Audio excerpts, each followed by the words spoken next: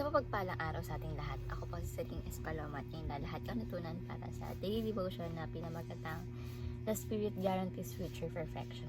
Last series po siya ng The Forgotten God. Ang una is the Spirit regenerates dead sinners, the Spirit empowers the church, the Spirit sanctifies the believers, the Spirit illumines, and teacher believers, the Spirit guide the step of believers, the Spirit produce the fruits of righteousness, and last is the Spirit guarantees future perfection. So, yung scripture natin ngayon is 2 Corinthians chapter 1 verses 21 to 22.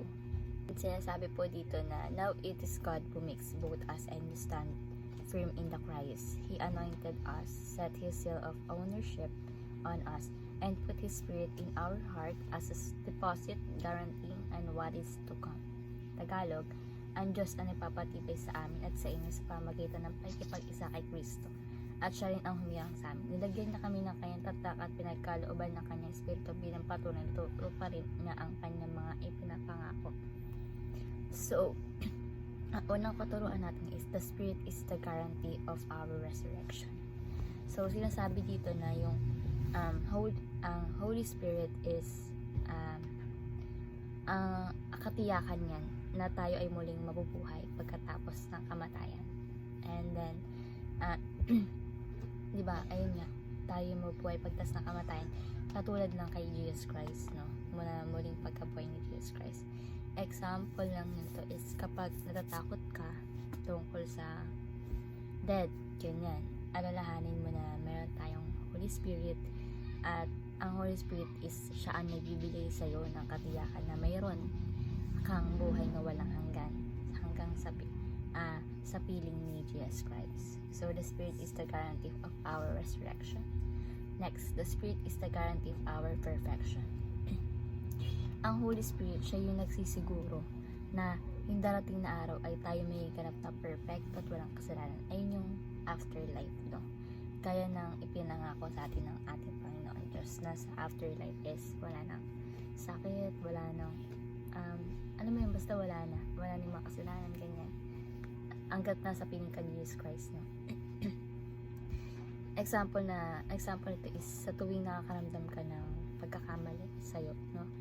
Tandaan mo na tutulungan ka ng Holy Spirit na magpatuloy sa pagbabago hanggang maging isa kang perfecto sa harap ng ating Panginoon Diyos. So the Spirit is guarantee of our perfection. Next is the Spirit is to guarantee of our inheritance. Yung Holy Spirit, ayun yung paunang palatandaan na tayo ay magmamana ng mga pagpapala ni Jesus Christ, no? Kabilang dun yung buhay na walang hanggan, no? Ang kanyang creation, ang kanyang harian, kanyang kingdom is tayo magmamana nun. Example nito na sa halip na ituon natin yung mga pansin sa makamundong gawain, kayamanan, tandaan mo na ang tunay nating kayamanan na maaasam mo in the future is yung kalwalhatian na naghihintay sa atin sa langit, no? So the Spirit is the guarantee of our inheritance. So bilang application number 1, find security in the deposit of God. So magtiwala tayo sa Holy Spirit, no? Bilang guarantee na ating kaligtasan at muling pagkabuhay at magkaroon tayo ng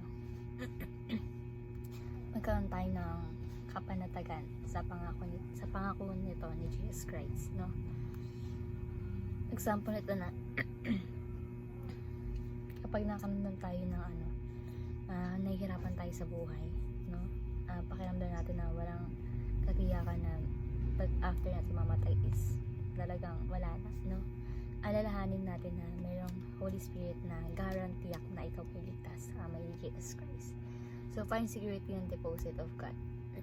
Next is forge Christ-like character.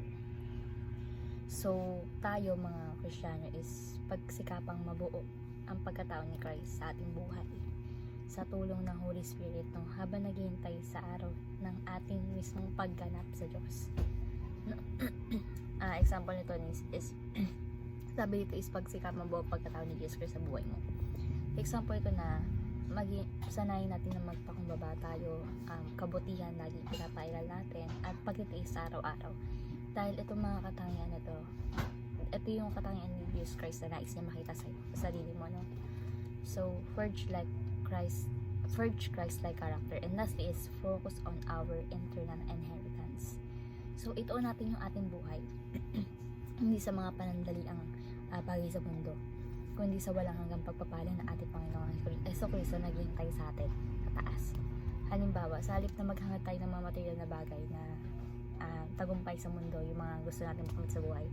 So, ito natin yung sarili natin sa pag-usmikap, paglilingkod sa Diyos, at paghanda natin yung para sa buhay na walang hanggan sa langit. So, focus on our internal inheritance. So, ayun naman po yung natutunan sa daily devotion na yung matutunan kayo, na share sa iba. So, syempre, ma-apply sa ating buhay. Thank you po sa pakikinig at God bless po sa ating lahat.